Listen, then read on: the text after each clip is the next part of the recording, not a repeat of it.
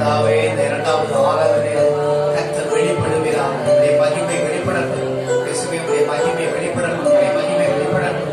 Amen. Hallelujah. Thank you Jesus. இயேசுவே உமக்கு நன்றி. வாரும் தூயாவியே பிரசன்னத்தை வாஞ்சிக்கிறோம். உன் வல்லமையால் எம்மை நிறைத்து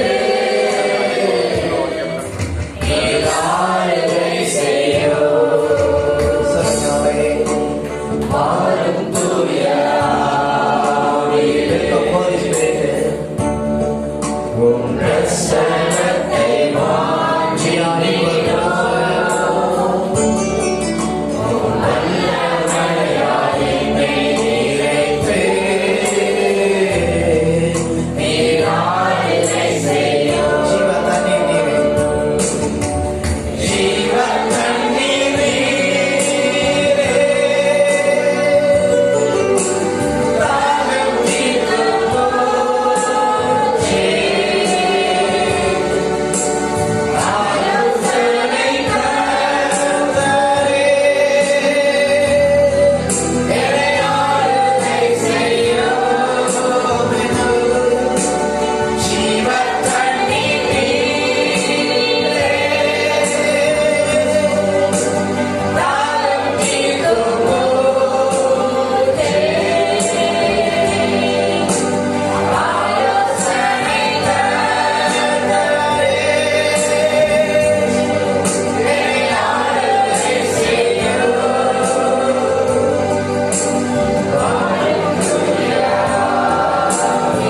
அப்பாவுடைய பிரசன்னத்தை வாஞ்சிக்கிறோம்.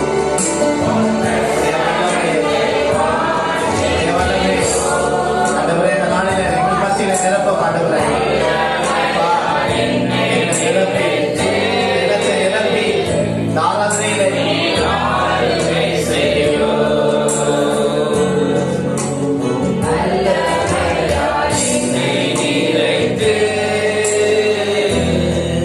நீராளுகை செய்யும்.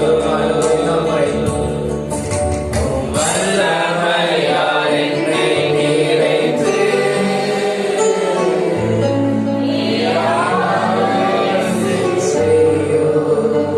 பரிசுத்தமுள்ள நல்ல பிதாவே, அன்பின் இரட்சகரே, இந்த நாளில் இந்த ஆராதனைக்காக ஜெபிக்கிறோம். முதல் ஆராதனை ஆசீர்வதித்த கர்த்தர், இடைப்பட்ட தேவன் இந்த இரண்டாம் ஆராதனை ஆசீர்வதிக்கிறார். உடைய பிரசன்னம் முழுவதுமாய் ஆட்கொண்டு நடத்தட்டும். இந்த நாளில வந்த ஒவ்வொருவரையும் ஆசீர்வதி. தடைகள் எல்லாம் மாற்றி போடும். தேவாவியானுடைய பிரசன்னம் இந்த நாளில முழுவதுமாய் ஆளுகை செய்யும். எல்லாவற்றையும் உடைய கரத்திலே தாழ்த்தி அர்ப்பணித்து ஜெபிக்கிறோம். பாடல் வேலை, ஆராதனை வேலை, செய்தி வேலை, சாட்சி பகுதி, சங்கீத பகுதி எல்லாவற்றையும் கர்த்தர் பொறுப்படுத்திக் கொள்கிறார்கள். அந்தவர்கள் எல்லாரும் நிறைவான ஆண்டவரே ஆசீர்வாதத்தோடு கடந்து செல்ல கர்த்தர் உதவி செய்யும். இயேசு கிறிஸ்துவின் என்ற நாமத்தில் கேட்சி கேட்கிறேன் ஜீவனுள்ள நல்ல பிதாவே. ஆமென். ஹalleluya. ஒரு சில பாடல்களை பாடி ஆண்டவருடைய நாமத்தில்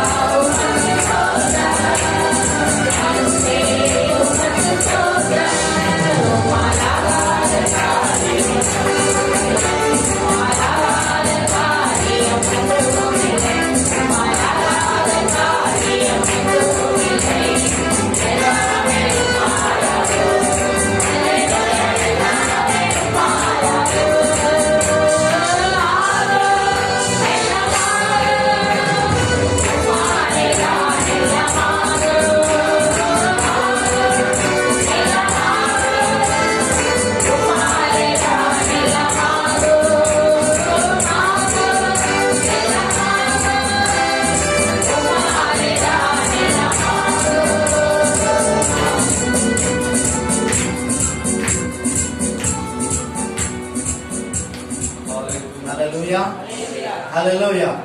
ஆண்டவரால் எல்லாம் ஆகும். எத்தனை பேர் விசுவாசிக்கிறீங்க?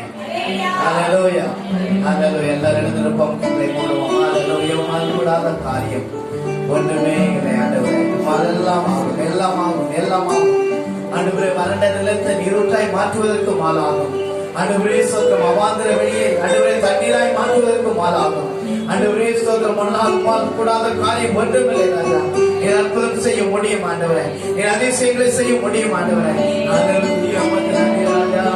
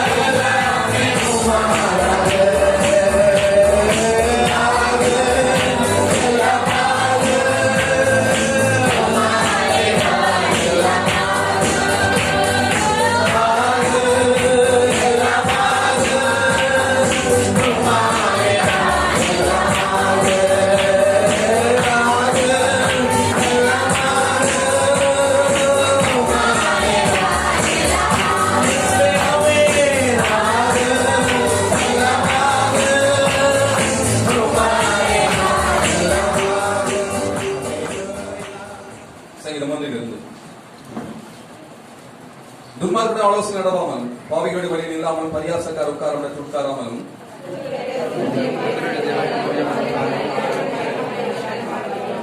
அவன் நீர்க்காலின் ஓரமாய் நடப்பட்டு தன் காலத்தில் தன் கையை தந்து இடையுதராக இருக்கின்ற மரத்தை போல இருப்பான். அவன் செய்வது எல்லாம் வாய்க்கும். ஆகையால் துன்மார்க்க நியாய தீர்ப்பிலும் பாவிகள் நீதிமான்களின் சபையிலும் நிலைநிற்பதில்லை.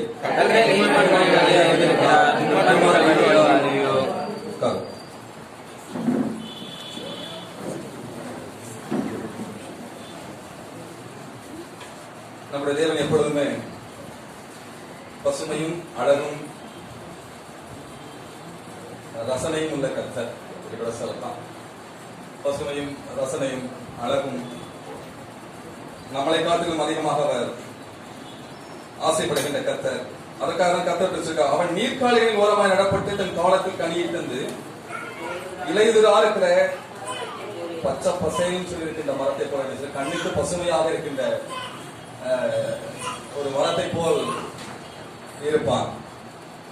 இதுதான் பாருங்க, அவர்களுக்கும் நமக்கும் ஒரு வித்தியாசம். கர்த்தர் ஏற்படுத்துகின்ற ஒரு காரியம். அவர்களுக்கும் உங்களுக்கு ஒரு வித்தியாசம் என்ன செய்வேன், ஏற்படுத்துவேன். அப்படிதான் அந்த வார்த்தைகளும் தெரிஞ்சு வச்சிருப்பீங்க நினைக்கிறேன். தெரியாவிட்டால் தெரிந்து கொள்ளுங்கள். கர்த்தர் சொல்லிக்கிறார், அவர்களுக்கும் உங்களுக்கும் வித்தியாசத்தை என்ன செய்வேன், ஏற்படுத்துவேன்.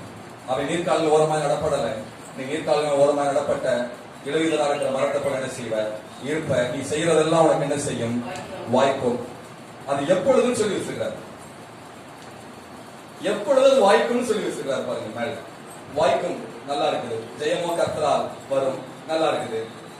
கீழாக மேலாவ நல்லா இருக்குது. கேட்க நல்லா இருக்குது. வாழாகாம தலையாவ நல்லா இருக்குது. எல்லாருக்காகவும் நல்லா வாழ்ந்திருப்ப கேட்க நல்லா இருக்குது.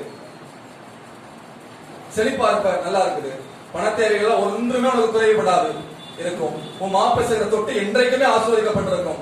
உன் கிச்சன்ல ஒண்ணுமே குறைவுபடாது. நல்லா இருப்ப. ஜீவிய காலம் எல்லாம் உனக்கு தேவை நான் என்ன செஞ்சுட்டு இருப்பேன். ஆகாரத்தை கொடுத்து கொண்டே இருப்பேன். நல்லா இருக்குது. நீடித்த நாட்கள் திருப்தி ஆக்குவேன். நல்லா இருக்குது. நல்ல சுகத்தோட ஆரோக்கியத்தோட இருப்ப நல்லா இருக்குது. அதெல்லாம் கேட்க நல்லா தான் இருக்குது. கேட்டுக்கொண்டே நான் இருக்கின்றோம். இதை அனுபவிக்க வேண்டும் என்று கர்த்தர் சொல்லுகிறார். கேட்க நல்லா இருக்கிறது வேற, வாழ்க்கையில் அனுபவிப்பது என்பது வேற. இப்போ வாழ்க்கையில் எப்படி அனுபவிக்கலாம் என்று கர்த்தர் அங்க சொல்லுகிறார் பாருங்க. அதற்கு நிபந்தனை வைத்திருக்கின்றார். சங்கீதம் 1 துன்மார்க்கருடைய ஆலோசனை நடவாமலும் பாவிகளுடைய வழியில் இல்லாமலும் பரியாசக்கார் உட்காரத்தில் உட்காராமலும் கர்த்தருடைய வேதத்தில் பிரியமாயிருந்து இரவும் பகலும் அவருடைய வேதத்தில் தியானமாய் இருக்கிற மனுஷன் பாக்கியவான். இது கிறிஸ்துவை ஏற்றுக்கொண்டவர்களுக்காகவே எஸ்பெஷலியா சொல்லப்பட்ட காரியம் பாருங்க. முதல்ல பாருங்க, ஆராய்ச்சி போகும்போது நான் ஒரு வயசுல பசங்க அம்பிகள் மாதிரி இருக்கும்போது பாருங்க கொஞ்சம் வெக்கமாக இருக்கும். இப்ப அது கொஞ்சம் கலர் கலரா கோல்டன் கலர்லாம் வந்துச்சு. அப்ப செக்க செவேல் இருக்குது பைபிள். எங்க பொழுதுல கொண்டு கூட கண்டுபிடிச்சிருக்காங்க. பைபிளுக்கு கொண்டுட்டு போனோம்னா சரி, எவ்வளவு கண்டுபிடிச்சிருக்காங்க. இது கொண்டு போகவே முடியாது பாருங்க. ஒரு காலையில சுத்தி கிட்டி சர்ச்சுக்கு போகும்போது ஆரம்பம் தெரியாம தான் கொண்டு போன யாரும் கேள்வி பண்ணுவாங்க. வெக்கமா வேற இருக்கிற கொண்டுட்டு போறதுக்கு வேற. இன்னைக்கு நினைக்கிறேன் நல்ல வேலை இந்த வார்த்தை என்னோடு இருந்ததுனாலே கர்த்தர் சொன்ன வார்த்தையின்படியே செய்கிற அத்தனை காரியங்கள் என்ன செய்கிறீர்? கர்த்தாவை வாய்க்கும்படியாக என்ன செய்கிறேன்? செய்து கொண்டே இருக்கிறேன். இனியும் செய்து கொண்டே என்ன செய்வீர்? இருப்பீர். ஏனென்றால் இங்க வேதத்தில் இங்க எழுதப்பட்டிருக்க பாருங்க. 1 துன்மார்க்கருடைய ஆலோசனை நடக்காத, பாவிகளுடைய வழியில என்ன செய்யாத, நிக்காத, பரியாசக்கார உட்கார என்ன செய்யாத, நீ உட்காராத. அதுக்கு பதிலா நீ ஒண்ணு என்ன செய்யணும். ஆனா அதை செய்ய முடியாது. ஆனா இதெல்லாம் செய்துருவோம். இந்த மேல 1ல இருக்க பாருங்க, அதைத்தான் அவர் சொல்லி வைத்திருக்கிறாரு. அதெல்லாம் செய்திருவோம். ஆனா இது ஒண்ணு மட்டும் என்ன செய்ய முடியாது, செய்ய நமக்கு டைமும் கிடைக்காது. நமக்கு அது ஒரு சூழ்நிலை இன்க்ளூடிங் மீ. எல்லாருக்குமே சில வேலைகள்ல கர்த்தருடைய வார்த்தையில உட்கார்றதுக்கு டைம் கிடைக்க மாட்டேங்குது. அப்படி நாமளாகவே என்ன செய்யறோம், நேரத்தை வகுத்துக்கிறோம். எனக்கு நேரமே இல்ல. பேச நேரம் இருக்குதா? நமக்கு அரட்டை அடிக்க நேரம் இருக்குதா? சாப்பிட நேரம் இருக்குதா? நான் சாப்பிட உட்காந்து 1 மணி நேரம் 2 மணி நேரம் உட்காந்து அரட்டை எடுத்துட்டு சாப்பிட்டு அதற்கு நேரம் இருக்குதா? நம்முடைய உறவுகள் எல்லாம் சேர்த்து வச்சுக்கிட்டு அங்க இங்கேயும் புரணி பேச நமக்கு நேரம் இருக்குதா? அடுத்தவங்களை பற்றி பேச நேரம் இருக்குதா? கெடுத்து பேச நமக்கு நேரம் இருக்குதா? கேள்வி பேச நமக்கு நேரம் இருக்குதா? சொல்லுவாங்க பாருங்க, டைம் பாஸே ஆகல, போர் இருக்குது, டைம் பாஸ் ஆகும். இல்ல டைம் இன்னும் சீக்கிரம் போயிட்டு.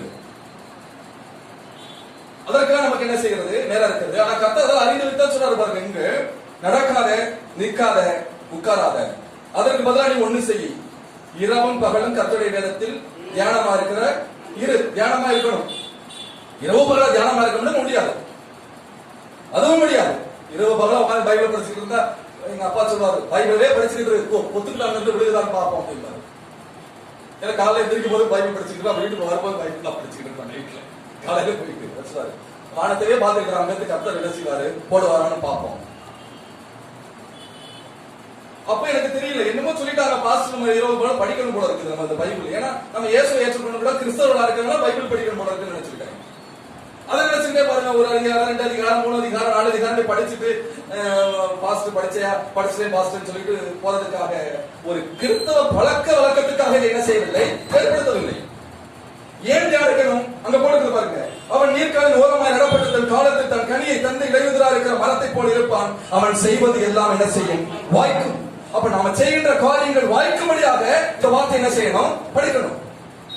இதை தியானிக்கணும். 24 தியானிக்க முடியுமா? இரவு பகல தியானிக்க முடியாது யாராலும். நேரம் கிடைக்கும் பொழுதெல்லாம் கர்த்தருடைய வார்த்தை என்ன செய்யணும்? தியானிக்கணும். அதை மனனம் செய்யணும். அதை உள்ள வைக்கணும். அதைத்தான் பழைய ஏற்பாட்டில் சொல்லிருக்காரு பாருங்க, நீயும் உன் பிள்ளையும் எதிர்காலமும் கையின் பிரயாசமும் வாழ்க்கையும் நல்லா இருக்கிறதுக்காக இந்த வார்த்தை என்ன செய்ய படி. யாருடைய கத்தாத்திலிருந்து என்ன செய்யாத, நீ படிக்காத பிரயோஜனம் என்ன செய்யாது, படாது. கொஞ்சம் கீழே வரும்பொழுது வார்த்தை சொல்கிறது, நீ கீழே வரமாட்ட, மேல என்ன செய்வ, வருவ. அந்த வார்த்தை படித்து மனசுக்குள்ள என்ன செய்ய, பதிச்சு வை. அது 24 மணி நீ போகும்போது வரும்போது என்ன செய்யலாம்? பேசிக்கொண்டே இருக்க, அந்த வார்த்தை நீ பேசிக்கிட்டே இருக்கலாம். அவன் சொல்லுவான், கீழே போயிட்டோம், நீ என்னத்த வர்றது, என்னத்த மேல போறது, என்னத்திலே ஆக போறேன். ஒரு பையன் வந்து சொன்னாரு பாருங்க, பாசம் உங்களுக்கு ஒண்ணு தெரியுமா, எங்க அத்தை என்னை இப்படி திட்டாங்க. என்னடா திட்டுனாங்க? உன் தரித்திரவனை விட்டு எங்க போனாலும் என்ன செய்யாது, போகாது, பெரிய தரித்திரம் பிடிச்சாது போ. எனக்கு ரொம்ப மனசு கஷ்டமா இருக்கும். ஒரு பொண்ணு வந்தா, பாஸ்டர் இவ்வளவு நாள் ஆச்சு கல்யாணம் கேட்டால, என்ன எனக்கு தோஷம் இருக்குன்னு சொல்றாங்க பாஸ்டர். அங்க எங்க சொல்றாங்க? அடுத்தவன் சரி, இன்னொருத்த வர்றாங்க, நான் என்ன செஞ்சாலும் விளங்காது, என்ன செஞ்சாலும் வாய்க்காதுன்னு சொல்றாங்க பாஸ்டர். சரி, ஒரே கேள்வி, கர்த்தருடைய வார்த்தை சொல்லுகிறது, அவங்க இப்படி சொல்றாங்க, இவங்க இப்படி சொல்றாங்க, அவங்க அப்படி சொல்றாங்க, மச்சான் இப்படி சொல்றாரு, மாமா இப்படி சொல்றாங்க, பக்கத்து வீட்டுக்காரன் அப்படி சொல்றான், என் ஃப்ரெண்டு இப்படி சொல்றான், பாஸ்ட் கூட இப்படி சொல்றாங்க. நான் ஒண்ணு சொல்கிறேன், உங்களை குறித்து நீங்கள் என்ன சொல்கிறீர்கள்? இந்த இடத்துக்கு வந்தோட எல்லாருமே உங்களை குறித்து நீங்க என்ன சொல்றீங்க? உங்களை குறித்து கர்த்தர் சொல்கிறார், நீங்கள் உலகத்திற்கு வெளிச்சமா என்ன செய்கிறீர்கள்? இருக்கிறீர்கள். நீங்கள் உலகத்திற்கு உப்பா இருக்கிறீர்கள். நீங்கள் கீழாகாமல் மேல வருவீர்கள். நீங்கள் வாழாகாமல் தலையாவீர்கள். நீங்கள் அநேக ஜாதிகளுக்கு கடன் கொடுப்பீர்கள். உங்கள் ஜாதி உங்களை விட்டு விளக்கப்பட்டிருக்கும். உங்களுடைய மாப்பிசரை தொட்டு உங்கள் குடும்பமா ஆசீர்வதிக்கப்பட்டிருக்கும். உங்களுடைய பிள்ளைகளுடைய சமாதானம் பரிசா இருக்கும். அவர்கள் அநேகருக்கு வாய்க்காலாக என்ன செய்வார்கள்? இருப்பார்கள். நீங்கள் செய்யறதெல்லாம் உங்களுக்கு வாய்க்கும். நீர்கால ஓடமாக நடப்பட்ட தன் காலத்தை தன் கனியை தருகின்றவர்கள் நீங்க இருப்பீங்க. அவங்க என்ன சொல்றாங்க, இவங்க என்ன சொல்றாங்க? கர்த்தருடைய வார்த்தை உங்களை குறித்து என்ன செய்யறது, என்ன சொல்கிறது, அதைத்தான் நீங்க என்ன செய்யணும், மனசுல வைக்கணும். அதைத்தான் நீங்க பேசணும். அவங்க இதை சொன்னாங்க, இவங்க இதை சொன்னாங்க. கர்த்தருடைய வார்த்தை என்ன சொல்கிறது, அதைத்தான் தியானிக்கணும். கர்த்தருடைய வார்த்தை என்னை குறித்து என்ன சொல்கிறது, எதிர்காலத்தை குறித்து என்ன சொல்கிறது, என் வியாதியை குறித்து என்ன சொல்றது, என் முன்னேற்றத்தை குறித்து என்ன சொல்றது, என் படிப்பை குறித்து என்ன சொல்றது, எதிர்காலத்தை குறித்து என்ன சொல்கிறது, என் ஊழியத்தை குறித்து என்ன சொல்கிறது, தேவனுடைய வார்த்தை என்ன சொல்கிறது என்று செலக்டிவா எடுத்து உள்ளே என்ன செய்யணும், மனதில் பதித்து வைத்துக் கொண்டு போக முடியும். 24 மணி படிக்க முடியாது இரவு பகலாக. ஆனா இரவு பகலாக நம்ம படிக்க முடியாது. இரவு பகலாக நமது மனதில் என்ன செய்யும், படித்துக் கொண்டே இருக்கும். நம்முடைய ஆத்மா படித்துக் கொண்டே இருக்கும். நேரம் கிடைக்கும் போதுதான் நீங்க படிக்கும் பொழுது வார்த்தைகளை உள்ள வைத்து என்ன செய்யும் பொழுது மனனம் செய்து உள்ளே வைக்கணும். பாருங்க, அவங்க இதுதான் நம்ம காலமெல்லாம் சொல்றோம். அவங்க இப்படி சொன்னாங்க தெரியுமா பாஸ்டர், இவங்க இப்படி பேசிட்டாங்க தெரியுமா, என்னை இப்படி செய்துட்டாங்க தெரியுமா, எனக்கு அப்படி பண்ணிட்டாங்க தெரியுமா. ஒரு அம்மா வந்தாங்க, செய்வனையா வைக்கிறாங்க பாஸ்டர், நானும் என்னதான் பண்றது எனக்கு தெரியல. எனக்கு விரோதம் மந்திரவாதம் இல்லை, உனக்கு விரோதமா குறி சொல்லுங்கள் வார்த்தை சொல்லுகிறதா இல்லை, அந்த வார்த்தையை மனசுல எங்க அதை வைக்காதுங்க. அதை ஏறி விதிச்சா உங்களை ஒண்ணு அதை என்ன செய்யாது, சாவுக்கு ஏதுவான யாதொன்றை குறித்தாலும் அது உங்களை என்ன செய்யாது, சேதப்படுத்தாது. உங்களுக்கு அப்படிப்பட்ட கெப்பாசிட்டி இருக்குது. இதுக்குதான் பாருங்க, மற்றவர்களுக்கு நமக்கு ஒரு பெயர் உண்டு. மற்ற மார்க்கத்தை தருவதற்கு ஒரு சாமியார ஒரு குருவா எடுத்துட்டு போறவங்க அல்லது ஒரு வேற ஒரு மதங்கள்ல இருக்கிறவங்களுக்கு எல்லாம் ஒரு பேர் உண்டு. என்ன பேர் தெரியுமா அவங்களுக்கு? சொல்லுங்க பாக்கலாம், என்ன பேரா இருக்கணும் அவங்களுக்கு? என்ன பெயர்? ஏதோ ஒரு சாமியை தேடி போறாங்க, ஒரு ஒரு ஆட்கள், ஒரு குரூப், அவங்களுக்கு என்ன பெயர் தெரியுமா? அவங்களுக்கு பக்தர்கள் என்று பெயர். அம்மாவா இல்லையா? அம்மாவா இல்லை, ஆமா இல்லைன்னு சொல்லுங்க. அவங்களுக்கு என்ன பேரு, என்ன சொல்லுவாங்க? அந்த ஒரு குறிப்பிட்ட சாமியை சொல்லி இல்ல குறிப்பிட்ட ஒரு குருவை சொல்லி ஒரு சாமியாரை சொல்லி அவங்க சொல்லுவாங்க, இவங்க வந்து இவங்களுடைய சீடர்கள், இவங்க என்னுடைய பக்தர்கள். அப்படிதான் பெயர், அப்படிதான் அவங்க அழைக்க சொல்லுவாங்க. ஆனா தேவன் மாத்திரம் சொல்றாரு, நீ அப்பா பிதாவே என்று கூப்பிடத்தக்க புத்திர சுவாரத்தின் ஆவியை நான் தந்திருக்கிறேன். நீ அப்பான்னு என்ன செய்யலாம், நீ என்ன கூப்பிடலாம். கூப்பிடுறது மாத்திரம் அல்ல, பிள்ளை மாதிரி நடந்துக்கணும். விசாசமா நடந்துக்க கூடாது, அந்நிய மார்க்கமா நடந்துக்க கூடாது. அவங்க வழியில போய் நிக்க கூடாது, அவங்க ஆலோசனை கேட்க கூடாது, அவங்களை தூக்கி தலை முன்னாடி நிற்க கூடாது. எங்க அம்மா சொன்னாங்க, அப்பா சொன்னாங்க. கர்த்தர் என்ன சொல்கிறார் ஒரு நம்மை குறித்தது? அப்ப பாருங்க, நமக்கு மாத்திரம் தான் அதுக்கு சொல்ல உண்டு, நமக்கு மாத்திரம் ஒரு பெயர் உண்டு. பாருங்க, கிறிஸ்துவ ஏற்றுக்கொள்வது மாத்திரம் ஒரு பெயர் இருக்கு. என்ன பெயர் தெரியுமா உங்களுக்கு? சொல்லுங்க பார்க்கலாம். நமக்கு என்ன பெயர்? ஒரு சபையில சேர்ந்துட்டா நமக்கு என்ன பெயர்? அப்படியே பயமா இருக்கு பாஸ், நீங்க சொல்ற கிறிஸ்தவர்களை பார்த்தா பயமா இருக்கிற மாதிரி. உங்களுக்கு எல்லாம் பெயர் விசுவாசி. எல்லாம் சொல்ல, நான் ஒரு விசுவாசி. ஏன் தெரியுமா விசுவாசி? விசுவாசம் என்றால் நம்பப்படுகிற உறுதியும் காணப்படாதவர்களும் நிச்சயமா இருக்கிறதை ஒன்றை, காணப்படாத இறைவனை, காணப்படாத ஆசீர்வாதத்தை, காணப்படாத செழிப்பை, காணப்படாத நன்மைகளை, காணப்படாத சுகத்தை, காணப்படாத முன்னேற்றத்தை, காணப்படாத எதிர்கால நல்ல வாழ்க்கையை விசுவாசிக்கிற நமக்கு விசுவாசி என்று பெயர். அவங்களுக்கு தான் பக்தர்கள் என்று பெயர். நமக்கு மாத்திரம் விசுவாசி என்று பெயர். எதை விசுவாசி? காணாத ஒன்றை என்னது விசுவாசித்து அந்த வாழ்க்கையில் என்ன செய்வது, கொண்டு வருவது. காணப்படாத அந்த செழிப்பை, காணப்படாத ஐஸ்வர்யத்தை, காணப்படாத நல்ல வாழ்வை நம்முடைய வாழ்க்கை என்ன செய்வது, கொண்டு வருவது. வாழ்க்கை கொண்டு வருவதற்கு பேரா நீங்க விசுவாசி. கொண்டதுக்கு இல்லை, கொண்டு வருவதற்கு. நம்ம அவிசுவாசம் என்ன செஞ்சிடக்கூடாது, கொண்டு வரக்கூடாது. பாருங்க, இங்க அதான் எழுதப்பட்டிருக்கிறது.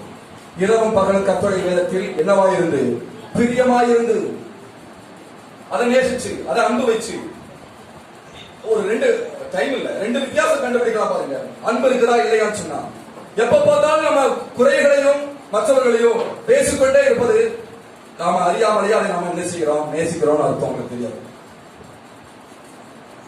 இன்னொன்று, எப்ப பார்த்தாலும் தேவனுடைய வார்த்தை, அவங்க என்ன சொன்னாலும் சொல்லிட்டு போறாங்க. பாஸ்டர் கர்த்தரை என்னை குறித்து இப்படி சொல்லுங்க, இப்படிதான் அவங்க என்ன நாளும் பேசிட்டு போறாங்க. அவங்க கனப்படுத்தாலும் சரி கனப்படுத்தாலும் சரி, என்ன தூக்கி வச்சாலும் சரி என்ன தூக்கி வைக்காலும் சரி, எனக்கு மாலை போட்டாலும் சரி மாலை போட்டாலும் சரி.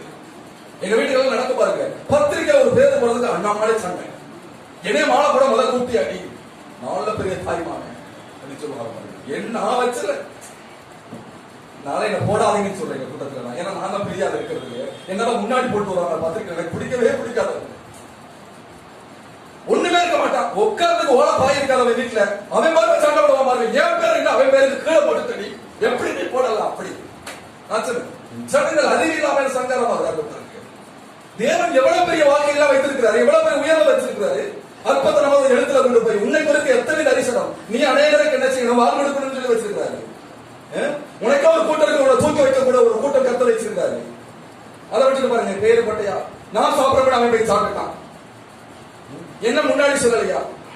இத கால பெரிய கூட ஊழியத்துக்குள்ள நடக்கும் பாருங்க. பாஸ்டர் மைக்கை எனக்கு கையில கொடுக்கல, என்ன முதல்ல பாஸ்டர் சொல்லி எனக்கு கவர்மெண்ட் சொன்னாரா, என்ன கூப்பிட்டாரா, நாள இப்படி எல்லா இடத்துலயும் உண்டுதான். அப்படி அல்ல, என்னை கனம் பண்ணுவதை நானும் என்ன செய்வேன், கனம் பண்ணுவேன். அவர்களோட குதிரைகளை குறித்து மதங்களை குறித்து நினைவு வாழ்த்துகிறார்கள், நானோ எங்கள் தேவனாகிய கர்த்தரை குறித்து என்ன செய்தேன், மேலும் அவர்களோ புரிந்து விழுந்தார்கள், நானோ எழுந்து என்ன செய்கிறேன், நிமிர்ந்து நிற்கிறேன். அதான் அவர்கள் கர்த்தர். அதாவது அங்கே தானியேல் சொன்னா பாருங்க, கர்த்தாவே உம்முடைய நாமத்தால் ஒரு சேனை கொடுப்பார்கள், உம்மாலே ஒரு மதிலை தாண்டுவேன்.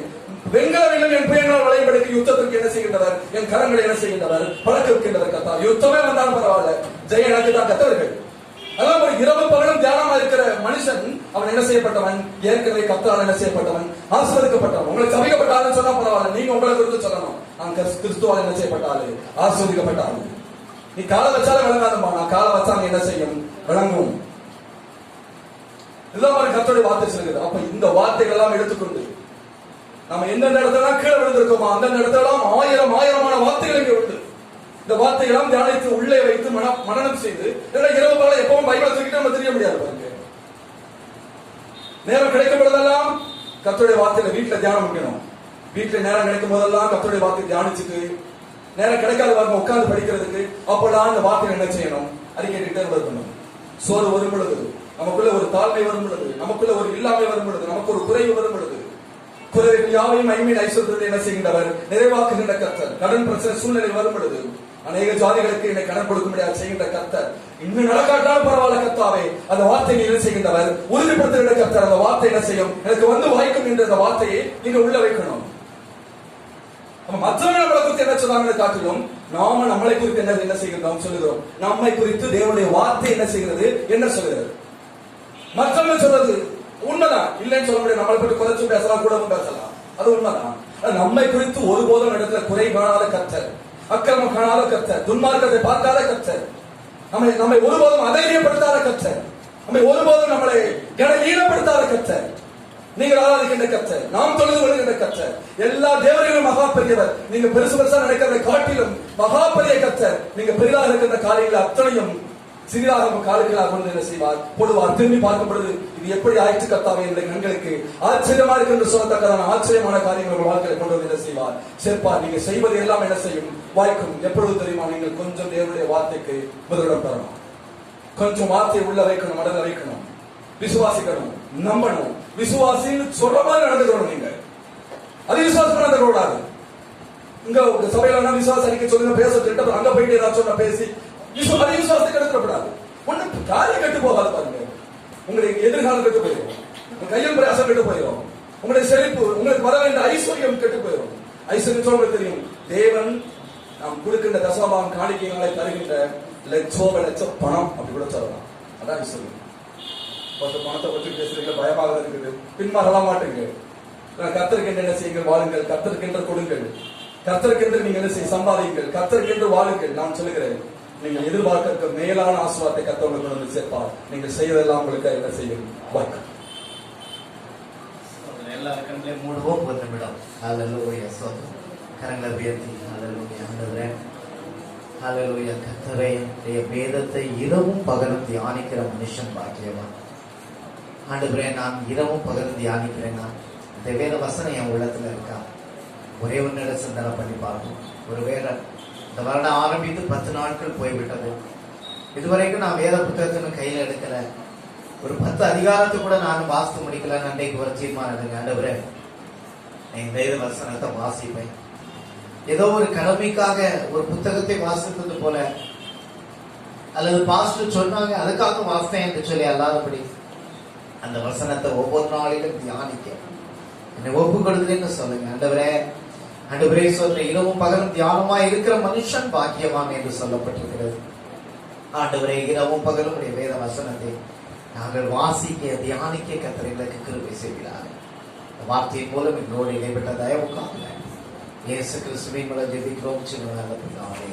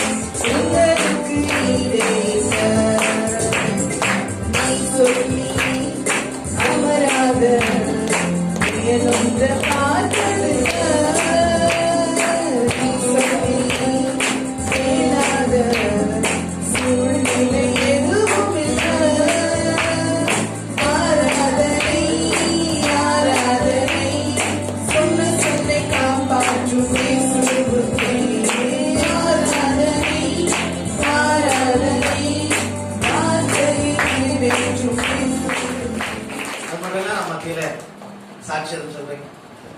ஓகே, நம்ம கீழே சொல்றீங்களா?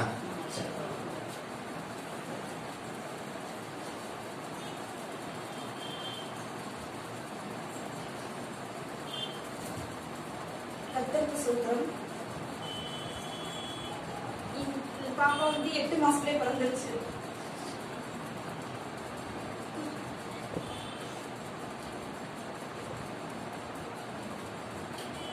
அவங்க எடுத்து காட்டுக்கரங்குடி ஆஸ்பத்திரியில பார்த்தோம். ஆரம்பத்துல இருந்து அங்க என்ன சொல்லிட்டாங்க, இந்த குழந்தைய குழைக்க வைக்க முடியாது அப்படின்னு சொல்லிட்டாங்க. அதோட அப்புறம் சிவகங்கை ஜிஹெச் ஆஸ்பத்திரியில சேர்த்தோம். அங்கதான் பாப்பா பிறந்தா. அங்கதான் பிறந்தா. ஒவ்வொரு நாள் நல்ல ஜெபத்தி ஆண்டவர் காப்பாத்தினா. அந்த பிள்ளைய வெயிட் ரொம்ப கம்மியா இருந்துச்சுன்னு 1 மாசம் ஆஸ்பத்திரியில தான் இருந்தோம். கர்த்தருக்கு ஸ்தோத்திரம். ஹalleluya ஸ்தோத்திரம். கர்த்தர் சாட்சியா இருக்கு. நம்ம எல்லாரும் அறிவோம், குழந்தைக்காக நாம் ஜெபித்தோம். ப்ரீமெச்சூரா டெலிவரி ஆயிட்டது. ஆனாலும் கர்த்தர் இன்றைக்கு சுகத்தோடு வைத்திருக்கிறார். ஹalleluya. கண்ணீரை கர்த்தர் ஆனந்த கழிப்பாய் மாற்றி இன்றைக்கு அந்த குழந்தையை சாட்சியாய் வைத்திருக்கிறார். இனி கொஞ்ச நாள் கழிச்சு அந்த குட்டி பிள்ளை சாட்சியா இருக்கும்.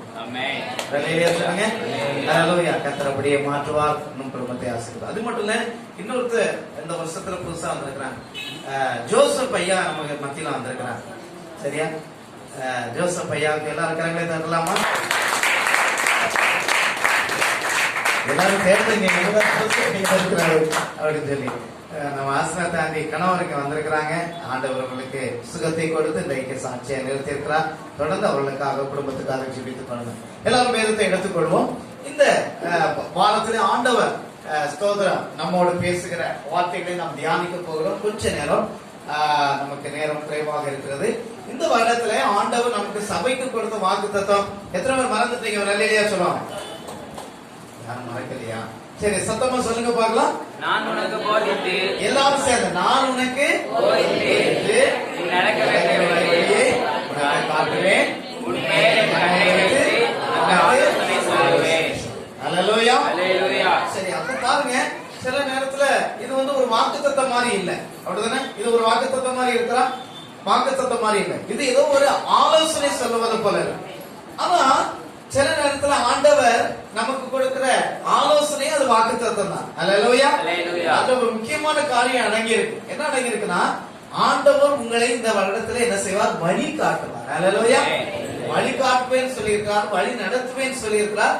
நான் உன் வழியில கூட வருவேன்னு ஆண்டவர் வாக்குத்தத்தம் சொல்லியிருக்கிறார். அல்லேலூயா.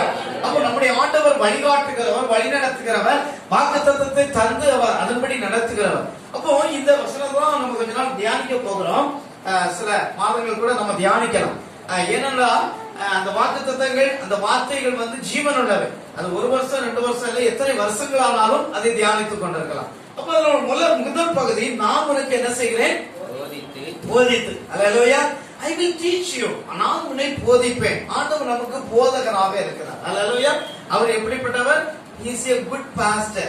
அவர் தான் நமக்கு நல்ல போதகராக இருக்கிறார். அப்ப அவருடைய போதனையின்படி நம்ம நடக்கும்போது இந்த ஆண்டிலே கர்த்தர் நம்மை எல்லா விதங்களிலும் போதித்து நம்மை நடத்துவார். அல்லேலூயா. அவர் ஒரு நாள் நம்மை விட்டு விலக மாட்டார். அப்ப இயேசு கிறிஸ்து இந்த உலகத்திலே வாழ்ந்த பொழுது அவர் 33.5 ஆண்டுகள் உயிரோடு வாழ்ந்தார். அப்போ 33.5 ஆண்டுகள்ல அவர் தன்னுடைய 30வது வயதிலே ஊழியத்தை ஆரம்பித்தார். 3.5 ஆண்டுகள் இந்த உலகத்துல ஊழியம் செய்தார். அவர் 3.5 ஆண்டுகள் சீசர்களை உருவாக்கினார். 12 சீசர்களை உருவாக்கி அவர்களை தன்னுடைய பக்கத்திலே வைத்து அநேக காரியங்களை அவர்களுக்கு போதித்தார். அப்போ அவர் போதித்து சொன்ன காரியங்கள், முதல்ல இயேசு கிறிஸ்து தன்னுடைய வாயை திறந்து எந்த பகுதியில அவர் போதித்தார்? எதை போதித்தார்?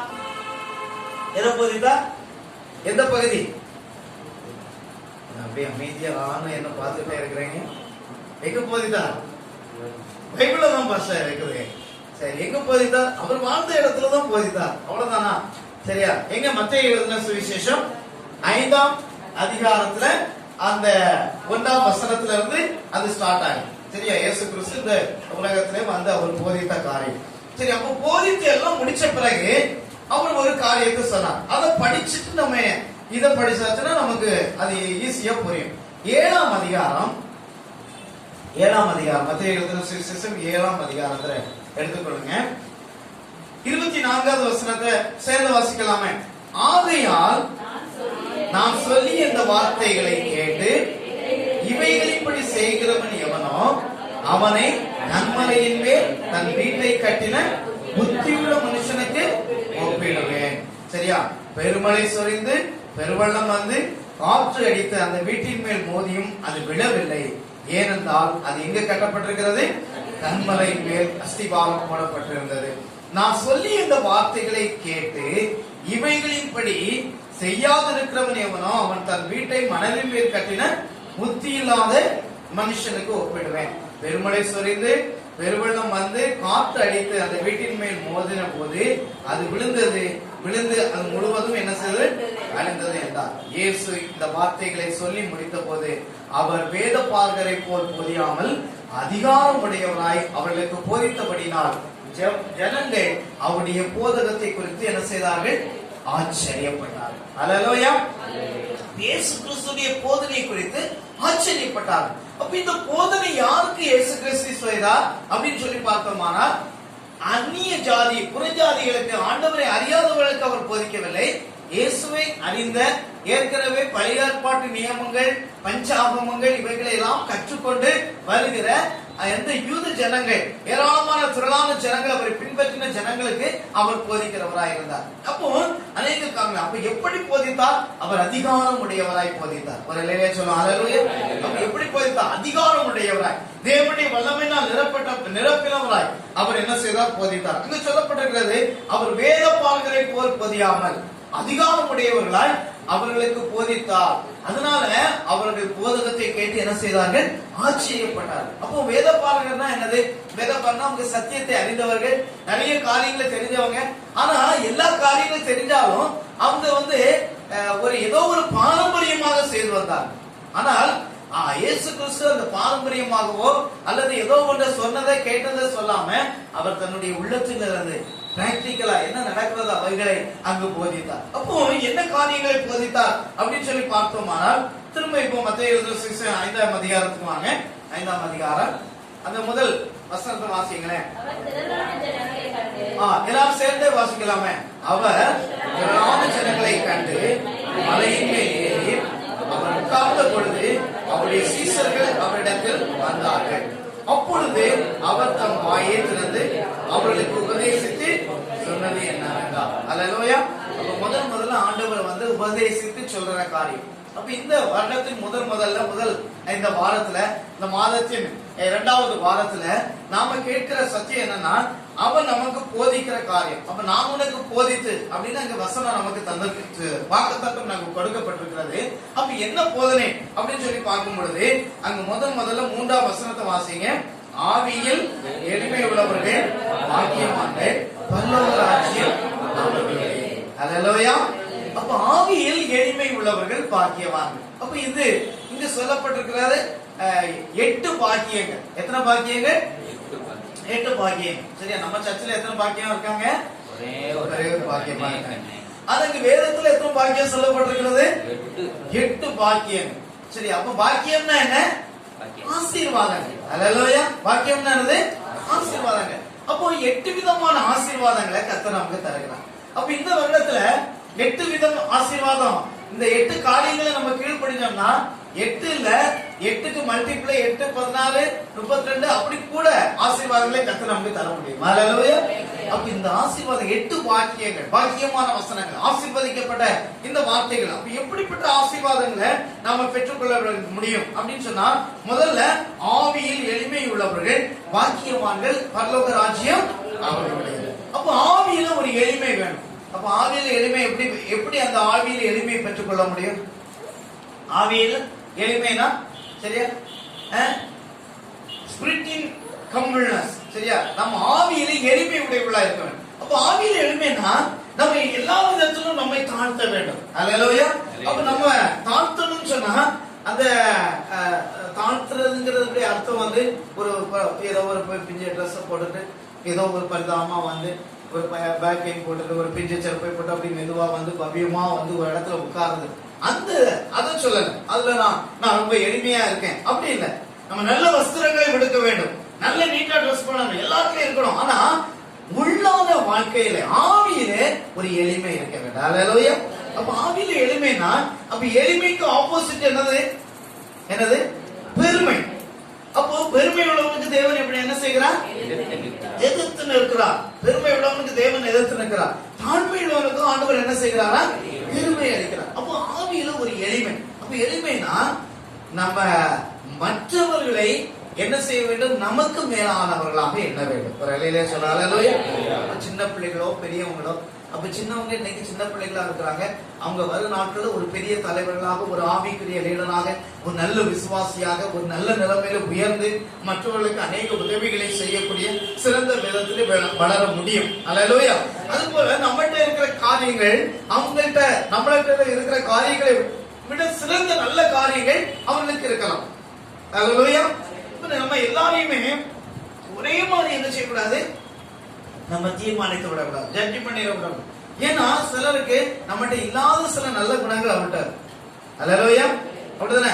சிலருக்கு பாருங்க, நம்மளால செய்ய முடியாத காரியங்களும் அவங்கள்ட்ட இருக்கும், சில திறமைகளும் ஆண்டவர் கூட. அப்ப அப்படி பார்க்கும் பொழுது எல்லாருமே இந்த உலகத்துல எப்படிப்பட்டவர்கள் தான் சிறந்தவங்க. ஆண்டவர் யாரையுமே ஒரு குறைவானவங்க, இவங்க கூடினவங்க, இவங்க பெரியவங்க, இவங்க அப்படி யாரையும் என்ன செய்யல, படைக்கல. எல்லாவற்றையுமே ஆண்டவர். அப்ப ஆவியில ஒரு எளிமை நம்மிடத்துல ஆண்டவருடைய சமூகத்துல வரும்பொழுது, ஆண்டவரே நான் ஒன்று இல்லை, நீங்க தான் எல்லாம் அப்படின்னு நம்ம ஆண்டவருடைய சமூகத்துல தாழ்த்தி, நம்ம ஆண்டவருடைய சமூகத்துல ஒப்பு கொடுக்கும் பொழுது, அவருக்கு பிரியமாய் வாழ நம்மை அர்ப்பணிக்கும் பொழுது, ஆண்டவரே இந்த காரியங்கள் எல்லாம் நீங்க எப்படி எனக்கு கற்று தருகிறீங்க அப்படின்னு சொல்லி நம்ம அர்ப்பணிக்கும் பொழுது, உண்மையாகவே அவர்கள் எப்படிப்பட்டவர்களாய் மாறுகிறார்கள்?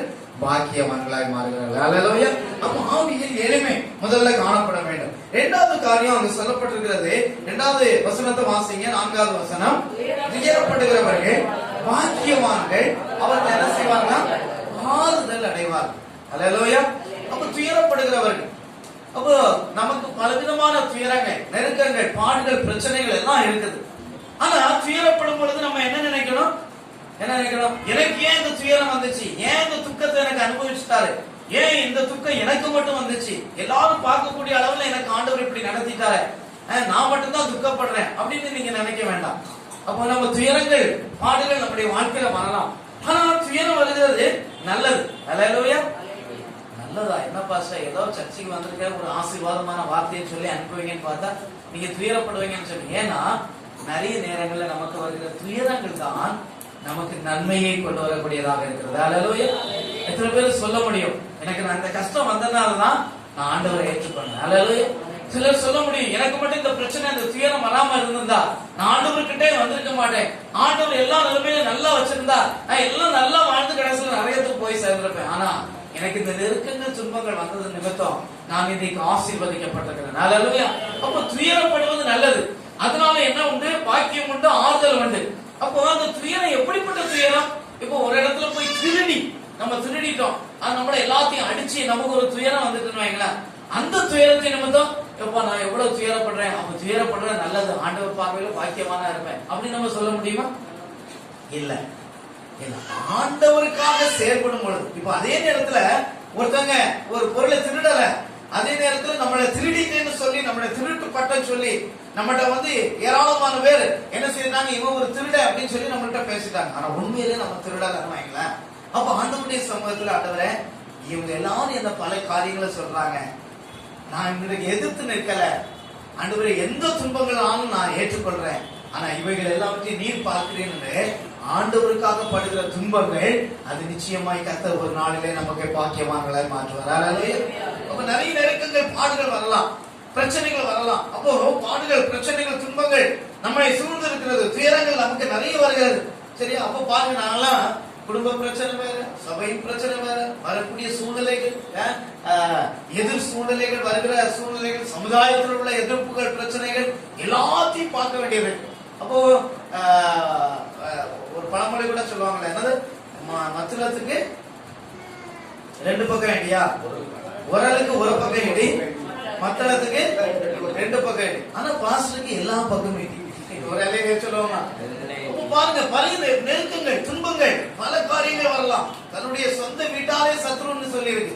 அப்போ பாருங்க, பல நெருக்கங்கள் வரலாம். ஆனா துயரங்கள் என்ன வந்தாலும் ஆண்டவர் அந்த துயரத்துல நம்மை நன்மையாய் மாற்றுகிறவராக இருக்கிறார். ஒரு நாள் நம்மள அந்த துயரங்கள் வந்து நம்ம மேற்கொள்ள செய்யாதபடி கர்த்தர் அதுல ஒரு ஆறுதலை நமக்கு தருகிறார். அல்லேலூயா. கர்த்தர் நமக்கு ஒரு ஆறுதலை தருகிறார். மகிழ்ச்சி தர உலக மக்களுக்கு நமக்குள்ள வித்தியாசம் ஒன்றுதான். அவங்க துயரப்படுறாங்க, ஆனா கடைசியில் அதிலே மாண்டு போகிறார்கள்.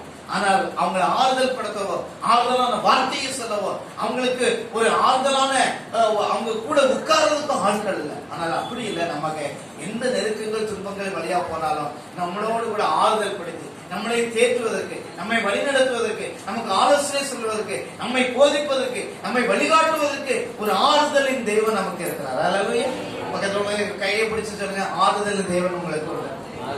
அல்லேலூயா. ஆறுதலா சொல்லுங்க. அல்லேலூயா. நம்ம ஆறுதல் படுத்துகிறவர், துயரப்படுகிறதுனால நம்ம ஆறுதல் அடைகிறோம். மூன்றாவது காரியம் அங்கு சொல்லப்பட்டிருக்கிறது, சாந்த குணமுள்ளவர்கள் பாக்கியவான்கள், அவர்கள் பூமியை என்ன செய்வார்களா? சுதந்தரித்துக் கொள்வார்கள். சாந்த குணம் உள்ளவர்கள் பாக்கியவான்கள், அவர்கள் பூமியை.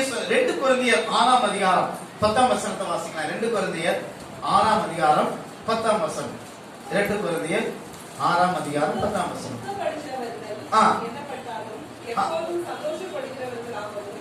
அப்ப பாருங்க, துக்கப்படுகிறவர்கள் எனப்பட்டாலும் எப்பொழுது என்ன செய்கிறவர்களாகும்? சந்தோஷப்படுகிறவர்களாயும், தரித்திரர் எனப்பட்டாலும்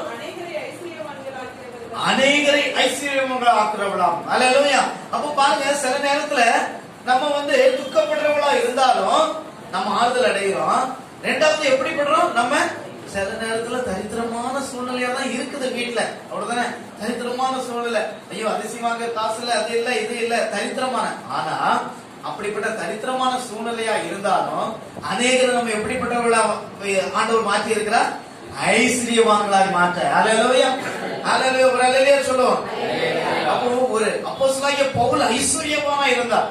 கப்பல் இருந்தது, ஏராளமான சொத்துக்களை உடையவனா இருந்தார். ஆனால் அவைகளை எல்லாம் விட்டுவிட்டு ஆண்டவருடைய நாம மகிமைக்காக அநேகரை ஐஸ்வர்யவான்களாய் மாற்றும்படியாய் அவர் ஆண்டவருடைய ஊழியத்தை செய்ய புறப்பட்டார். அல்லேலூயா. இன்னைக்கு அவருடைய வார்த்தைகள், இந்த வார்த்தைகள் 2 கொரிந்தியர் 1 கொரிந்தியர் 2 கொரிந்தியர் இந்த நிருபங்கள் எல்லாம் 13 புத்தகங்களும் இன்னைக்கு சொல்லப்பட்டிருக்கிறது. ஏராளமான ஆசீர்வாதங்களை கொடுக்கும்படியாய் அப்போஸ்தலனாகிய பவுல் இன்றைக்கு நமக்கு எழுதி வைத்திருக்கிறார். ஹல்லேலூயா. அப்ப பாருங்க, தரித்திரரா இருந்தாலும் அநேகர் ஐஸ்வர்யர்களாக மாற்றும்படியாகவும் சொன்னது வாசிங்க. ஒன்றுமில்லாதவர்களா இருந்தாலும் சகலத்தையும் உடையவர்களாக. ஹல்லேலூயா. அப்ப நீங்க நிறைய நேரத்துல நம்ம புலம்புறோம், இது இல்ல, அது இல்ல, இது இல்ல, எனக்கு இந்த குறையா இருக்கு, இதே குறை. ஒன்றுமே இல்லதான். ஆனா அங்க சொல்லப்பட்டிருக்கிறது எப்படி? சகலவற்றையும் உடையவர்களாய். ஹல்லேலூயா. அப்ப ஒன்று இல்ல, ஆனா சகலவற்றையும் உடையவர்கள். ஆனா நம்ம சகலவற்றையும் உடையவர்கள் எப்படி? சொல்லுங்க பாப்போம். எப்படி நம்ம சகலவற்றையும் உடையவர்கள்? சகலவற்றையும் உண்டாக்கின தேவன் நம்மோடு கூட இருக்கிறார். ஹல்லேலூயா சொல்லலாமா? ஹல்லேலூயா. அப்ப அவர் சகலவற்றையும் உண்டாக்கின தேவன் நம்மோடு கூட இருக்கும் பொழுது நம்ம சகலவற்றையும் உடையவர்களா இல்லையா? சொல்லுங்க. ஆமாவா இல்லையா? அப்ப நம்ம சகலவற்றையும் உடையவர்கள் தான். ஏனென்றால் சகலவற்றையும் உண்டாக்கின கர்த்தர் நம்மோடு கூட இருக்கிறார். சகலவற்றையும் படைத்த ஆண்டவர் நம்மோடு கூட இருக்கிறார். அவர் அப்பா பிதாவே என்று அழைக்கிற புத்திரசுவிகாரத்தின் ஆவியை நமக்கு தந்திருக்கிறார். ஹல்லேலூயா. அப்ப பாஸ்டர் சொன்னது போல நம்ம வெறுமனே ஒரு பக்தர்கள் அல்ல, அவருடைய பிள்ளைகளா இருக்கிறோம். ஹல்லேலூயா. இதுக்கு ரொம்ப வித்தியாசம். நாம் சாதாரண பக்தர்கள் அல்ல, அவருடைய பிள்ளைகளாகவே, அவருடைய உடல் சுதந்திரர்களாகவே நாம் இருக்கிறோம். தொடர்ந்து வாசிங்க.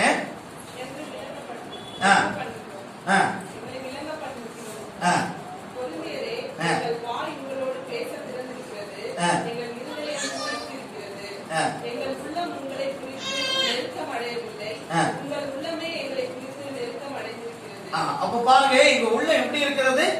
எப்படி இருக்கிறதா? திருப்தியாக இருக்கிறது. திருப்தியாக இருக்கிறது. அப்ப எங்க உள்ள உங்களுக்கு எப்படி பார்த்து திருப்தியாக இருக்கிறது. அப்ப அநேகரை ஐஸ்வர்யம் ஆக்கும்படியாக கர்த்தர் நம்ம என்ன செய்திருக்கிறார்? வைத்திருக்கிறார். அப்ப அதான் சொல்லப்பட்டிருக்கிற சாந்த குணம் உள்ளவர்கள் பாக்கியவான்கள். அவர்கள் என்ன செய்வார்களா? பூமியை சாந்த குணம். சரியா? சில நேரத்துல எல்லா மனிதர்களுக்குமே கோபம் வருது. எல்லா மனிதர்களுக்குமே அந்த கோபக்கூடிய தன்மை நம்மகிட்ட இருக்குது. ஆனாலும் நாம அந்த சாந்தத்தை எப்பொழுதும் காத்துக்கொள்ள வேண்டும். ஹல்லேலூயா. ஹல்லேலூயா. சிலருக்கு பேரு சாந்தா அப்படின்னு வச்சிருக்கோம். சரியா? சாந்தம் அப்படின்னு எல்லாம் வச்சிருக்கிறோம். சரி, ஆனா சாந்தத்தை என்ன செய்ய முடியாது? என்ன செய்ய முடியாது? எதுக்கு எடுத்தாலும் கோபம், எதுக்கு எடுத்தாலும் எரிச்சல், எதுக்கு எடுத்தாலும் ஹை டென்ஷன், ஹை பிரஷர் ஆயிடுவாங்க. அப்ப எல்லா சூழ்நிலையும், எல்லா நெருக்கத்திலும், எல்லா சூழ்நிலையும், எவ்வளவு சூழ்நிலை வந்தாலும் நம்ம சாந்தத்தோடு காணப்படும். ஹல்லேலூயா. அப்ப அந்த சாந்த குணம் நம்மளுக்கு காணப்பட வேண்டும். அதை தரித்துக் கொள்ளும் பொழுது என்ன செய்கிறோம்? பூமியை சரிதரித்துக் கொள்கிறோம். அடுத்தது 6ஆம் வசனம் வாசிங்க. நீதியின் மேல் பசித்தாகம் உள்ளவர்கள் பாக்கியவான்கள், அவர்கள் என்ன செய்வார்களா? திருப்தி அடைவார்கள். வரலையிலேயே சொல்லலாமா? இன்னும் சத்தமாய் வரலையிலேயே சொல்லும். அப்ப நீதியின் மேலும் பசியும் தாகமும் இருக்கணும். சரியா? பசியும் தாகம் ரெண்டும் சேர்த்து சொல்லி, பசி மட்டும் சொல்லல, தாகம். அப்போ நீதியின் மேல், நீதியை செய்வதற்கு, நீதியான காரியங்களை நடப்பிப்பதற்கு, ஆண்டவர் நீதியான காரியங்களை நம்மளை எப்படி நடக்க சொல்கிறார், எந்த நீதியின் வழியில நடத்துகிறார் என்பதை, அப்ப நீதியின் பாதையில நடத்துவதற்கு நாம் என்ன? நீதியின் மேல் பசி தாகம் உள்ளவர். அப்போ ஆண்டவரே, என்னுடைய வாழ்க்கை கடந்த ஆண்டை காட்டிலும் இந்த ஆண்டு நீதியா இருக்கணும். ஹல்லேலூயா. எத்தனை பேர் அப்படி ஜெபம் பண்ணி இருக்கிறீங்க?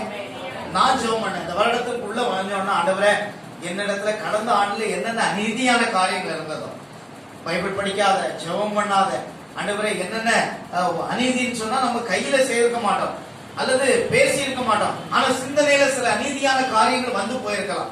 அப்ப என்னென்ன அநீதியான காரியங்கள் இருக்கிறதோ அது இந்த வருடத்துல என்ன செய்யக்கூடாது? வரக்கூடாது. ஹல்லேலூயா. நீதியை செய்யணும், நீதியை பேசணும், நீதிமானா நடக்கணும். ஹல்லேலூயா. அப்ப நீதியை செய்யணும், நீதியை பேசணும், நீதிமானா நடக்கணும். ஆண்டவருடைய பார்வையில, இந்த உலகத்தில் பார்வையில ஒருத்தரும் நீதிமானா நடந்து நம்ம மனுஷனை திருப்தியே படுத்த முடியாது. மனுஷனை திருப்தியே படுத்த முடியாது. ஆனா ஆண்டவருடைய பார்வையில நம்ம நீதிமானா இருந்தா ஆண்டவர் நம்ம ஏற்ற பலனை நமக்கு தற்காட்டுவார். ஹல்லேலூயா. ஆண்டவருடைய பார்வையில, ஏசப்பா, நான் உங்களுடைய பார்வையில நீதியா இருக்கிறேன். அப்ப நம்முடைய குறைகள், குற்றங்கள், பாவங்கள் எல்லாம் ஆண்டவருடைய பாதத்துல அறிக்கையிட்டு, ஆண்டவரே, ஆண்டவரே, யாரும் என்ன சொன்னாலும் பரவாயில்ல, உலகம் பலரும் பல விதங்களை சொல்லலாம். இன்னைக்கு பேசுகிற அதே வாயை நாளைக்கு நம்மள தீமையா பேசலாம். ஆனா ஆண்டவர் அப்படி அல்ல. அவருடைய பார்வையில நான் நீதிமான நடக்கணும். அந்த பசி தாகம் நமக்கு வேண்டும். அப்போ ஒரு மனிதர் சாப்பாடு இல்லாம ஒரு 40 நாள் 50 நாள் உயிர் வாழ்ந்துடலாம். ஆனா தண்ணீர் இல்லாம 3 நாளைக்கு மேல இருக்க முடியாது, அவன் செத்து போவான். அப்போ பசி தாகம், அப்போ ஒரு தாகம், அப்ப அந்த தண்ணீர் எவ்வளவு அவசியமோ ஒரு ஆகாரம் எவ்வளவு அவசியமோ அதே போல நம்முடைய வாழ்க்கையிலே, நம்முடைய செயல்களிலே, நம்முடைய சிந்தனையிலே நீதியும் அவசியம். அல்லேலூயா. அப்ப அந்த நீதி நம்மகிட்ட இருந்தா நம்மளை கர்த்தர் எப்படி மாற்றுகிறார்? பாக்கியவானா மாற்றுகிறார். அல்லேலூயா. அப்ப கர்த்தர் அருமையான பெட்மேன்ஸ் ஃபாதர் அப்படிதான் பாடியிருக்கிறார். நீதிமான் நான் இரத்தத்தாலே கழுவப்பட்ட நீதிமான். பாடலாமா? நீதிமானா இரத்தத்தாலே கழுவப்பட்ட நீதிமான், இயேசுவின் இரத்தத்தாலே கழுவப்பட்ட நீதிமான். நீதிமானா இரத்தத்தாலே கழுவப்பட்ட நீதிமான், இயேசுவின் இரத்தத்தாலே கழுவப்பட்ட நீதிமான். ஹல்லேலூயா. நீதி சோதரம், நீதியின் மேல் பசி தாகத்தோடு இருக்கும் பொழுது நாம என்ன செய்வோம்? எல்லா காரியத்திலும் திருப்தி அடைவோம்.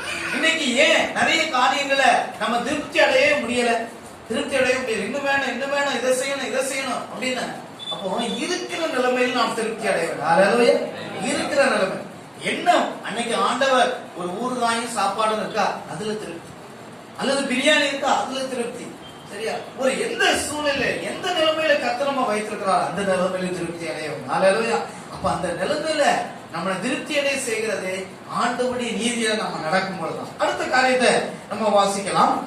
7வது வசனத்தை வாசிப்பெல்லாம் சேர்ந்து வாசிக்கலாமா? இரக்கம் உள்ளவர்கள் பாக்கியவான்கள், அவர்கள் இரக்கம் பெறுவார்கள். அல்லேலூயா. இரக்கம் பெறும். சரியா? அப்ப நம்ம நிறைய இறங்குறதுனால நம்ம இரக்கம் பெற முடியாது. கர்த்தர் நம்ம மீது இறங்கி இருக்கிறார். ஒரு அல்லேலூயா சொல்லலாமா? அப்ப இன்னைக்கு நாம இந்த இடத்துல இருக்கிறோம்னா அவருடைய இரக்கம் தான். அவன் நம்ம மேல இறங்காம இருந்தா நம்ம இன்னைக்கு இந்த உலகத்துல இருக்கவே முடியாது.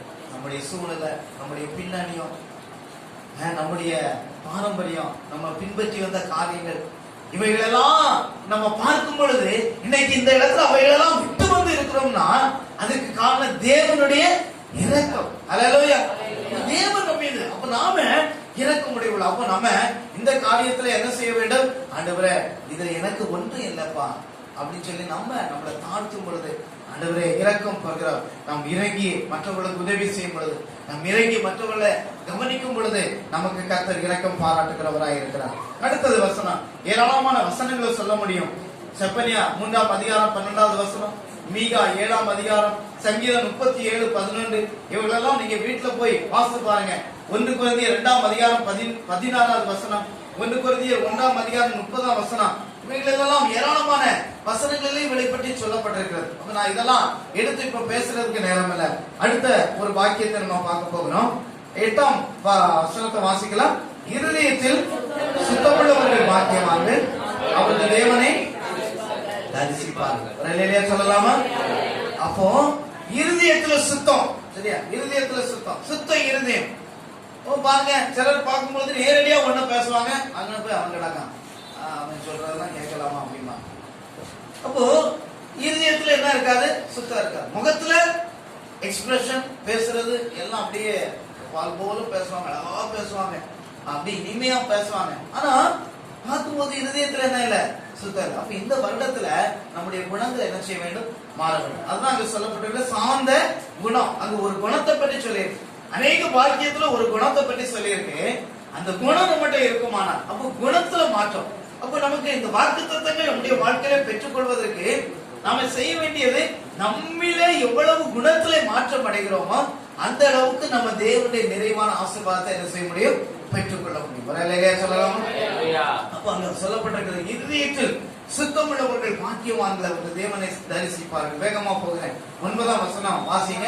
சாந்த குணமுள்ளவர்கள், சமாதானம் பண்ணுகிறவர்கள் பாக்கியவான்கள், அவர்கள் தேவனுடைய புத்திரர் எனப்படுவார்கள். அல்லேலூயா. அப்ப நம்ம யாரோட சண்டை போடக்கூடாது, எல்லாரோடும் சமாதானம், கூடிய மட்டும் சமாதானம் பண்ணணும். சரி, அது மட்டும் இல்ல, ஸ்தோத்திரம் பண்ண என்ன செய்யணும்? முந்திக்கொள்ளும். என்ன செய்யணும்? முந்திக்கணும். ஒருத்தர் ஸ்தோத்திரம் பண்றதுக்கு முன்னாடி நம்ம என்ன செய்யணும்? சொல்லிடணும். அல்லேலூயா. அப்ப அப்படி சொல்லணும். சிலருக்கு தான் நீங்க வாழ்த்து சொல்றதுக்கு போன் பண்ணேன், போன் பண்ண டக்குனு ஹாப்பி நியூ இயர் அவங்க சொல்லிட்டாங்க. இல்ல நிப்பாட்டுங்க, நான் தான் போன் பண்ணேன், நான் தான் முதல்ல என்ன செய்யணும்? ஹாப்பி நியூ இயர் சொல்லணும். அதுக்கு பிறகுதான் நீங்க சொல்லணும். ஏன்னா போன் பண்ணது யாரு? நான். இல்ல அப்போ சொல்றாங்க, இல்ல நாங்க முதல்ல முந்திக்கிட்டோம், அப்ப நாங்க சொல்றதுதான் பேசு. அல்லேலூயா. அப்ப நம்ம அதை கனம் பண்ணுவது. சரியா? ஒருத்தர் வாராரு அப்படின்னு சொன்னா பிரைஸ் லார்ட் அப்படின்னு சொல்லிடணும். சரியா? அந்த ஈவ் அவங்க வீட்டுல இருக்கிறாங்க. யார் வந்தாலும் என்ன செய்வாங்க? பிரைஸ் தி லார்ட் அப்படின்னு கை என்ன செய்யும்? இங்க வந்துடும். சரியா? கை இங்க வந்துடும். அப்ப அதே போல நம்ம என்ன செய்ய வேண்டும்? கனம் பண்ணுவதிலே ஒருவர் முந்திக் கொள்ள வேண்டும். சமாதானம், எல்லாரோடும் சமாதானம் பண்ணவர்களா இருக்க வேண்டும். கத்தோலிக்க சபையில நான் அதிலிருந்து ரட்சிக்கப்பட்டு வந்திருக்கிறேன். பல ஆண்டுகள் கத்தோலிக்க சபையில நாம அந்த பூசைக்கு போயிருக்கோம். அப்ப அங்க போகும்போது அந்த பூசையில ஒரு பாட்டு உண்டு. என்ன பாட்டுனா, சமாதானம் செய்ய கடவோம் அப்படின்னு சொல்லி ஃபாதர் அப்படியே நிப்பாட்டின உடனே சமாதானம் சமாதானம் சமாதானம் அப்படின்னு பக்கத்துல இருக்கிறவங்க சொல்லுவாங்க. ஆனா சிலர் என்ன செய்வாங்கன்னா, பக்கத்துல உள்ளவர் எளிமையா இருப்பாரு. சமாதானம் சமாதானம் அப்படின்னு போட்டு இப்படி நீங்க இங்க என்ன செய்ய மாட்டாங்க, சொல்ல மாட்டாங்க. காரணம் என்ன? அவர் யாரு? பிடிக்காத ஆள். அவர்கிட்ட போய் நம்ம எப்படி சமாதானம் பண்ணுவது, அவர்கிட்ட எப்படி நம்ம பேசுவது, அவர்கிட்ட எப்படி நம்ம சமாதானம் போடுவது முடியாது அப்படின்னு சொல்லிடுவான். அப்ப ஆனா வேதம் என்ன சொல்லுகிறதுனா, நீ உன் ஆலயத்துல பலி செலுத்த வரும்பொழுது ஒரு மேல உனக்கு குறையா இருக்குன்னா அந்த பொருளை என்ன செய்? பலிபீடத்துல வைத்து அவரிடத்துல போய் சமாதானம் பண்ணிட்டு நீ என்ன செய்? உன்னுடைய பொருத்தனைகளை செலுத்து. ஹல்லேலூயா. அப்போ யார்ட்டையாவது நம்ம சண்டை போட்டிருக்கோமா இந்த வருஷத்துல? சரியா? போன வருஷத்திலே கடைசியில ஒப்புரவாயிருக்கணும். ஒருவேளை லேட் ஆயிட்டு சமாதானம் பண்ண முடியலன்னா இந்த வருஷத்துல இந்த வாரத்துல இன்னைக்கு போய் நீ சமாதானம் ஆயிடும். ஹல்லேலூயா. என்றால் சமாதானம் பண்ணுகிறவர்கள் பாக்கியவான்கள். அவர்கள் யாரா? தேவனுடைய புத்திரர் எனப்படுவார். சர்ச்சைக்கு போகிறவர்கள் தேவனுடைய புத்திரர்கள் அல்ல. வேதத்தை வாசித்து ஜெபிக்கிறவர்கள் அல்ல. அந்நிய பாஷை பேசுகிறவர்கள் அல்ல. யாரு? சமாதானம் பண்ணுகிறவர்கள். ஹல்லேலூயா. சமாதானம், அந்த சமாதானத்தை கூடுமான வரைக்கும் எல்லாரோட சமாதானமா நம்ம இருக்கும் பொழுது கர்த்தர் நம்மை ஆசீர்வாதமாய் நடத்துகிறார். 10ஆம் வசனத்தை எல்லாரும் சேர்ந்து வேண்டும் வாசிக்கலாம். நீதி நிமித்தம் துன்பப்படுகிறவர்கள் பாக்கியவான்கள், பரலோக ராஜ்யம். ஹல்லேலூயா. 10ஆவது வசனத்துக்கு வந்துட்டார். சரி, இப்ப சீக்கிரம் முடிச்சிருவார் அப்படின்னு உங்களுக்கு ஒரு பெருமூச்சு வரும். இன்னும் இருக்கு மெசேஜ். ஹல்லேலூயா. அப்ப பாருங்க, அங்க என்னது? எதன் நிமித்தம்? நீதி நிமித்தம் துன்பம். சரியா? நீதி நிமித்தம். அப்ப நான் ஏற்கனவே சொன்னது போல அநீதி நிமித்தம் அல்ல. அநீதி நிமித்தம் சிலர் துன்பப்பட்டு, நான் துன்பப்படுறேன், நான் எவ்வளவு கஷ்டப்படுறேன் தெரியுமா, எவ்வளவு வேதனைப்படுறேன் தெரியுமா, எவ்வளவு திட்டு வாங்குறேன் தெரியுமா, வீட்டுல சர்ச்சைக்கு போயிட்டு வந்தோடனே என் கணவர் அப்படியெல்லாம் திட்டுறாரு, இப்படியெல்லாம் திட்டுறாரு அப்படின்னு சொல்லுவாங்க. வீட்டுல எப்படி திட்டுறாரு, அங்க ஆராதனைக்கு போக விட மாட்டேங்காங்க, எப்படி செய்ய மாட்டேங்காங்க, எப்படி செய்ய மாட்டேங்கிறாங்க. அப்போ பாருங்க, காரணம் என்ன? நீங்க என்ன செய்ய வேண்டும்? கர்த்தருக்கு கொடுக்க வேண்டிய கனத்தை, கணவனுக்கு கொடுக்க வேண்டிய கனத்தை, பிள்ளைகளுக்கு கொடுக்க வேண்டிய முக்கியத்துவத்தை கொடுத்து நாம நீதியின் மேல், சரியா, நீதியா நடக்கும் பொழுது, நீதி நிமித்தம் துன்பப்படும் பொழுது, அது நிமித்தம் வருகிற துன்பங்கள் நமக்கு என்ன செய்யும்? அது ஒரு மகிமையை கொண்டு வரும். ஹல்லேலூயா. அது ஒரு மகிமையை, நன்மையை கொண்டு வரும். ஒரு குடும்பத்துல ஒருத்தர், ஒரு அம்மா போய் ஞானஸ்தானம் எடுத்துட்டு அங்க வந்துட்டாங்க. கணவராருக்கு அது தெரிஞ்சு போச்சு. அவர் பயங்கர கோபமா வீட்டுக்கு வராரு. நீ எப்படி ஞானஸ்தானம் எடுக்கலாம் அப்படின்னு சொல்லி கேட்கிறார். உடனே அவங்க காலில் விழுந்து, ஒரு முறை மன்னிச்சிருங்க, இனி நான் ஞானஸ்தானம் வாழ்க்கையில எடுக்கவே மாட்டேன் அப்படின்னு சொல்லி மன்னிப்பு ஆயிட்டாங்க. ஹல்லேலூயா. அப்ப பாருங்க, இது மாதிரிதான் நம்ம என்ன செய்ய? நீதி நிமித்தம் வருகிற துன்பங்களை நம்ம பொறுமையோடு ஏற்றுக்கொள்ள வேண்டும். ஹல்லேலூயா. ஒருத்தவங்க சர்ச்சைக்கு வர வேண்டாம்னு சொல்லிட்டாங்க, அல்லது இப்படி உனக்கு சூழ்நிலை இனி போகவே கூடாதுன்னா என்ன செய்வீங்க? ஹல்லேலூயா, இன்னையில இருந்து நான் வரமாட்டேன் பாஸ்டர், எனக்கு வீட்டுல சொல்லிட்டாங்க, ஆனா நான் வீட்டுல இருந்துக்கிறேன் அப்படின்னு சொல்லுவீங்களா? இல்ல, எனக்கு 2 திட்டு வந்தாலும் நான் எதையாவது சொல்லிட்டு ஆண்டவருடைய சமூகத்துல ஆண்டவரை ஆராதிச்சுட்டு போவேன். ஹல்லேலூயா. எது நிமித்தம் வருகிற துன்பங்கள் உங்களுக்கு மேன்மையை, நன்மையை கொண்டு வரும். ஒரு நாளும் அவர் கைவிட மாட்டார். எனவே இந்த 8 வாக்கியங்களை கர்த்தர் நம்முடைய வாழ்க்கையில இந்த ஆண்டிலே தருவாராக. ஹல்லேலூயா. எத்தனை பேர் இதற்கு உங்களை ஒப்பு கொடுக்குறீங்க?